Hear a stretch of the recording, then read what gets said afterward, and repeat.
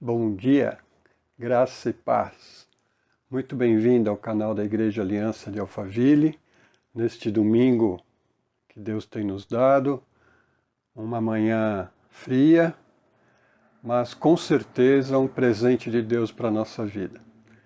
Eu sou o pastor Marcos, da Igreja Aliança de Alphaville, e é uma grande alegria poder receber você aqui no nosso canal, nessa manhã maravilhosa, para juntos meditarmos na Palavra de Deus. Nós estamos fazendo uma série de mensagens sobre o Reino de Deus, o mistério do Reino de Deus. O Reino de Deus chegou na pessoa de Jesus Cristo. Essa é a mensagem dos Evangelhos. Jesus é o Rei, Jesus é aquele que veio inaugurar o Reino de Deus, que veio trazer o Reino de Deus. E o que é o Reino de Deus? Podemos dizer de uma forma básica que o reino de Deus é o governo de Deus, a autoridade de Deus. É onde Deus governa, ali está o reino de Deus. Portanto, Jesus não só inaugurou o reino, mas ele também veio para explicar o reino, para proclamar o reino, para convidar pessoas a entrarem no reino de Deus.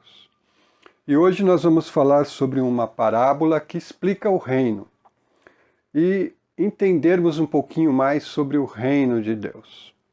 O reino de Deus ele veio de uma maneira inesperada, porque o que se esperava no tempo da vinda de Jesus, do Messias, do Rei, daquele que vem em nome do Senhor, era uma vinda escatológica, uma vinda onde o mal seria eliminado, onde as injustiças seriam banidas, as nações seriam, as autoridades seriam derrubadas e o reino de Deus estabelecido. Essa era a expectativa da época. E Jesus vem de forma simples, de forma humilde. Ele vem de maneira que não impressiona muitos dos poderosos. Ao contrário, ele acaba sendo preso, julgado, condenado, morre de uma forma violenta, de uma forma vergonhosa até, porque morre crucificado. E a impressão que se dá é que o reino não chegou, o reino falhou, que Jesus, que prometeu o reino, parece que não conseguiu completar a sua tarefa. Mas a Bíblia diz que não para por aí, porque ao terceiro dia Jesus ressuscitou, Jesus saiu do túmulo, o túmulo estava vazio e Jesus triunfou sobre a morte, sobre a sepultura. Ele triunfou sobre o mal, sobre a injustiça, sobre os espíritos e poderes malignos, contrários à sua vontade. Então Cristo definitivamente estabeleceu o reino de Deus. E o reino está aqui. O reino já chegou. O reino está entre nós. Vivemos hoje, no século 21, mas a presença do reino continua. Deus continua agindo, Deus continua chamando, Deus continua convidando, Deus continua trabalhando nos corações, Deus continua convidando pessoas para entrarem no reino, pessoas continuam entrando no reino, há muitas coisas acontecendo que são invisíveis aos olhos humanos, mas são perceptíveis pelos olhos da fé. Portanto, nós estamos falando sobre o reino de Deus, o mistério do reino. E hoje gostaria de convidar você para continuarmos lendo o nosso texto aqui do capítulo 13 do Evangelho de Mateus, e nós vamos falar sobre uma parábola muito conhecida, a parábola do joio e do trigo. Essa é uma parábola que explica como o reino está presente e como que o reino se desenvolve aqui nesse mundo. ok? Então convido você para a leitura do texto, a partir do verso 24, que diz assim: Jesus lhes contou outra parábola, dizendo: o reino dos céus é como um homem que semeou boa semente em seu campo. Mas, enquanto todos dormiam, veio o seu inimigo e semeou o joio no meio do trigo e se foi. Quando o trigo brotou e formou espigas, o joio também apareceu. Os servos do dono do campo dirigiram-se a ele e disseram: o senhor não semeou boa semente em seu campo? Então, de onde veio o joio? Um inimigo fez isso, respondeu ele. Os servos lhe perguntaram: o senhor quer que o tiremos? Ele respondeu: não, porque ao tirar o joio, vocês poderão arrancar com ele o trigo. Deixem que cresçam juntos até a colheita. Então direi aos empregados da colheita: juntem primeiro o joio e amarrem-no em feixes para ser queimado. Mas depois juntem o trigo e guardem-no no meu celeiro. Essa é a parábola que Jesus contou. Ele está falando do reino de Deus. O reino é semelhante a um homem, né, que semeou a boa semente em seu campo. E então, enquanto todos dormiam, na calada da noite, né, o inimigo desse homem semeou o joio no campo também. E aí cresceram. E aí, quando eles cresceram, notou-se que havia trigo e joio no mesmo campo. Os servos daquele homem disseram: quem foi que plantou o joio? E a resposta: foi o meu inimigo. E os servos disseram: o senhor quer que a gente arranque o joio? Ele disse: não, ainda não é o momento, ainda não é a hora, deixem que cresçam juntos. E no momento adequado, eu vou enviar os meus servos e eles vão separar o joio do trigo. Bom, há nessa parábola algo interessante, porque Jesus explica a parábola do joio. Vamos ler a explicação de Jesus. Então ele deixou a multidão e foi para casa. Seus discípulos aproximaram-se dele e pediram: explica-nos a parábola do joio no campo. Ele respondeu: aquele que semeou a boa semente é o Filho do Homem, ou seja, Jesus. O campo é o mundo. E a boa semente são os filhos do reino. O joio são os filhos do maligno. E o inimigo que os semeia é o diabo. A colheita é o fim desta era, e os encarregados da colheita são anjos. Então veja a explicação de Jesus. Ele está contando uma parábola sobre o reino. E agora ele está explicando essa palavra. Então ele está dizendo que quem semeou a boa semente foi o Filho do Homem, o próprio Cristo, que semeou a boa semente.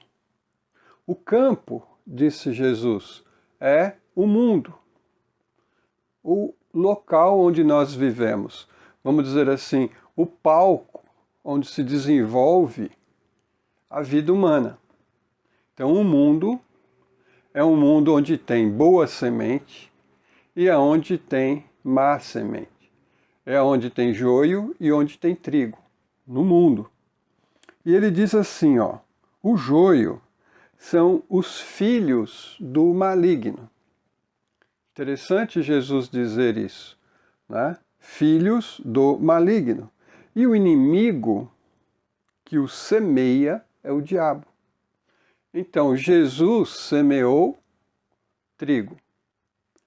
O diabo semeou o joio. E ambos estão crescendo, ambos estão agindo no mundo, vivendo juntos no mundo. Né? A colheita, Jesus disse, é o fim desta era. Quando é que se dará a colheita? Quando é que se separará o joio do trigo? Segundo Jesus, no final da história, no final dessa era.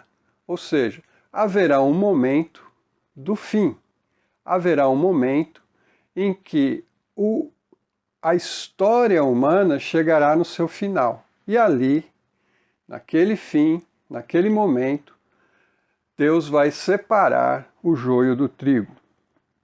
Ele diz assim, no verso 40. Assim como o joio é colhido e queimado no fogo, assim também acontecerá no fim desta era. O Filho do Homem enviará os seus anjos e eles tirarão do seu reino tudo o que faz tropeçar e todos os que praticam o mal. Ele os lançará na fornalha ardente, onde haverá choro e ranger de dentes. Então os justos brilharão como o sol no reino de seu Pai. Aquele que tem ouvidos, ouça. Então, não nos surpreende, ou não devemos nos surpreender ao olharmos para esse mundo e nos depararmos com tantas pessoas praticando o mal, praticando maldade, praticando injustiça, agindo contra os valores cristãos. Não é? Por quê? Porque neste mundo, disse Jesus, haverá esses dois tipos de pessoas, vamos chamar assim. Dois tipos de pessoas que estão vivendo no mundo. Aqueles que são os filhos de Deus e aqueles que são os filhos do maligno. Embora muitos hoje não creiam, eles não creem na existência do diabo, Jesus deixou muito claro que ele não só existe, como ele também tem atividade constante nesse mundo. Portanto, devemos entender que a manifestação do reino de Deus na pessoa de Jesus Cristo não veio para eliminar o joio, não veio para fazer ainda a separação. Mas no dia em que o reino de Deus se manifestar, no último dia, no final desta era, quando o reino de Deus vier com grande poder e glória, com a retorno, com a volta de Cristo, então haverá essa separação entre joio e trigo. Por isso que o texto está dizendo que no final haverá não só a separação entre joio e trigo, mas o destino de ambos serão muito diferentes. Né? Não importa de que maneira a pessoa entenda que o joio será queimado no fogo. Obviamente isso é uma expressão simbólica, mas o fato é que um será queimado e o outro será recolhido no celeiro. Entrarão no reino de Deus. Uns ficarão de fora, excluídos, e outros ficarão dentro, ficarão incluídos e serão abençoados eternamente. Então, o que Jesus está querendo nos ensinar com essa parábola? Primeiro, precisamos, estar no reino de Deus como filhos de Deus. E para sermos filhos de Deus, precisamos crer em Jesus, confiar a nossa vida a Jesus, seguir a mensagem de Jesus, agir como servos de Jesus. A nossa fidelidade é exclusivamente a pessoa de Jesus. Esses são os filhos de Cristo, os filhos de Deus, aqueles que são nascidos de Deus, aqueles que são gerados pelo Espírito Santo porque creram em Jesus. Então, esses são o que a Bíblia chama de trigo. E a Bíblia também está dizendo que neste mundo a gente vai conviver com pessoas que não têm interesse por Deus, não têm interesse pelas coisas de Deus. Vamos ter que conviver com pessoas que pensam maldade, que agem com maldade, que se alimentam de maldade, pessoas que têm o coração corrompido e que corrompem outras pessoas. Nós vamos conviver com injustiças, com imoralidades, nós vamos conviver, né, com violência, com egoísmos. Por quê? Porque isso faz parte da natureza do joio. Então não devemos desanimar, não devemos nos sentir abandonados neste mundo, não devemos nos sentir, como eu diria, não devemos nos sentir despreparados para enfrentar essa situação, né?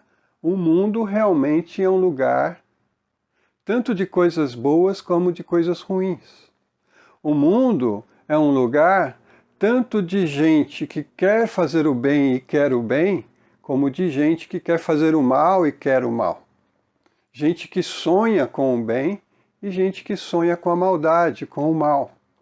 Gente que está disposta a se auto-sacrificar pelo bem do próximo e gente que está decidida a sacrificar o próximo pelo seu próprio bem. Então, essa é a realidade do mundo hoje. Muita gente não compreende isso e acha que Deus não está vendo, que Deus não está agindo, que Deus é insensível, que Deus não está tomando providências com relação a todo o mal que tem nesse mundo. Mas Jesus já deixou claro, é assim que vai ser. Mas haverá um fim. Haverá um momento em que será separado o joio do trigo. Haverá um momento em que haverá uma seleção.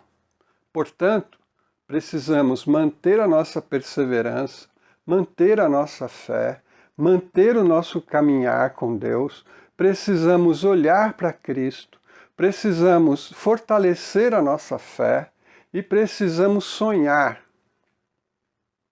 com a vinda do reino de Deus, porque ele virá em poder e em glória. Como já falamos anteriormente, o reino veio como uma semente, mas ele será uma grande árvore. O reino veio como fermento na massa, mas ele vai tomar conta de tudo no final. Agora, a Bíblia está dizendo para nós, Jesus está nos ensinando que no fim o bem vai prevalecer. No final, quem seguir o bem, quem estiver no reino, quem estiver fazendo a vontade de Deus, quem estiver aqui nesse mundo sofrendo por amor a Cristo, vivendo uma vida aqui de comunhão e de perseverança e de aliança com Cristo, no final vai ser eternamente abençoado. Então, irmãos, o nosso olhar não pode estar somente aqui, agora. Nós temos que estar aqui e agora. Nós vivemos no aqui e no agora. Nós vivemos nessa era. Nós vivemos nesse tempo. Nós estamos no mundo. Mas diz a Bíblia que não somos do mundo.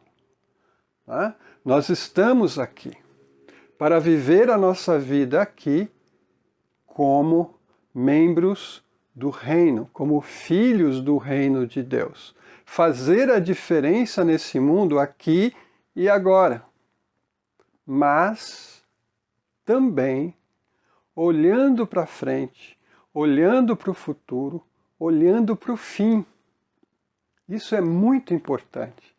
Olhar para o fim. E o final da história é que aqueles que estão com Cristo serão guardados no seu reino. E aqueles que não estão com Cristo, esses serão tirados, serão eliminados, porque só vai prevalecer o bem. Só vai prevalecer aqueles que andaram conforme a vontade de Cristo. É isso. O reino chegou. O reino já está aqui. Mas o reino tem o joio e o trigo. Que nós possamos nos segurar, nos firmar nessa bendita promessa. Como diz o apóstolo Paulo, nós não andamos por vista, nós andamos pela fé. O que nós vemos hoje, o que nós estamos vendo hoje, não condiz com aquilo que será no final. No final, haverá sim o bem prevalecendo sobre tudo e sobre todos, o reino de Deus sendo estabelecido, e aqueles que estão no reino permanecendo para sempre, eternamente com Cristo, vivendo na sua presença, sendo adoradores de Cristo, sendo abençoados por Cristo eternamente. Amém? Que você possa se lembrar dessa palavra nesses momentos que a gente está vivendo, no mundo com injustiça, no mundo com corrupção, no mundo com pessoas com interesses egoístas tremendos, num mundo de pandemia, de doença, de terremoto, de mata sendo destruída, de mares sendo poluídos, de rios sendo poluídos, de animais sendo explorados. É muita coisa que quando a gente olha, a gente vê que vem da maldade. Mas a maldade não vai prevalecer. A maldade tem tempo, tem data para validade. A maldade vai chegar ao fim. E se você está com Cristo, você vai viver eternamente, gozando da presença, do amor, da justiça, da bondade de Cristo. Amém? Vivamos aqui hoje, com o nosso coração firmado na palavra de Cristo. Às vezes sofrendo injustiça, às vezes sendo mal compreendidos, às vezes sentindo na própria pele a maldade desse mundo. Mas não desista, não recue, permaneça firme, porque aquilo que nos espera é muito mais valioso do que o que nós temos aqui hoje. Amém? Vamos orar? Pai querido, obrigado pela Tua palavra que nos encoraja, que nos incentiva a vivermos pela fé. Obrigado pela Tua palavra que diz que o Teu reino já veio, o Teu reino já chegou, o Teu reino já está entre nós. E bendito aquele que tem fé para ver e ouvido para ouvir. Bendito aqueles, Pai, que estão vivendo hoje dentro do Teu reino. Nos ajuda, Senhor, a enfrentar as maldades deste mundo. Nos ajuda a enfrentarmos, Senhor, as adversidades deste mundo. E nos dá força e coragem, Pai, para mantermos a nossa fé e a nossa esperança em Cristo e sonharmos com a vinda do Teu reino, Pai. Porque um dia, como diz a Tua palavra, no fim desta era, então nós veremos a diferença entre o justo e o injusto, entre o que serve a Deus e o que não serve a Deus. Pai, ajuda-nos, mantenha-nos firmes nesse caminho, Senhor, e que a nossa vida aqui, agora, neste mundo, Pai, seja uma vida que brilhe, uma vida de luz, uma vida, Senhor, que possa projetar para os outros como é bom viver no Teu reino, Senhor. Dá-nos a Tua paz, Dai-nos, Senhor amado, a presença constante do Teu Espírito. Enche, Senhor, o nosso coração de amor. Nos ajuda, Senhor, a lidar com as adversidades e com aquelas pessoas difíceis, Senhor, com amor e com justiça, Pai. Não agindo, Deus, de forma errada, mas agindo conforme a Tua vontade.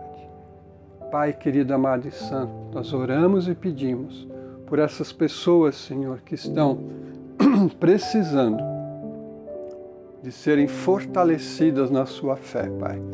Oramos também, Senhor, pelas pessoas que estão vivendo momentos de injustiça, momentos de enfermidade, de dor, de angústia, que elas possam ser fortalecidas pelo Senhor, visitadas pelo Senhor, Pai, que a Tua palavra fale poderosamente aos corações. Muito obrigado, Deus, por esse dia, por esta manhã, de estarmos juntos novamente, Senhor. Pedimos a Tua bênção, que o Senhor nos acompanhe no decorrer desta semana, Pai. Que ao nos relacionarmos com as pessoas, ao vivermos aqui, Senhor, no nosso dia a dia, nas nossas atividades, a Tua palavra continue sendo digerida por nós. A Tua palavra continue penetrando a nossa vida, o nosso coração, a nossa mente, Pai, para que a gente possa viver de acordo com a Tua palavra. É isso que nós pedimos, Pai. É isso que nós oramos, no nome bendito de Jesus. Amém. Muito obrigado, meu irmão, irmã, você que está nos ouvindo, muito obrigado pela sua presença aqui. Eu quero deixar para vocês aqui um recado, que no terceiro domingo de agosto,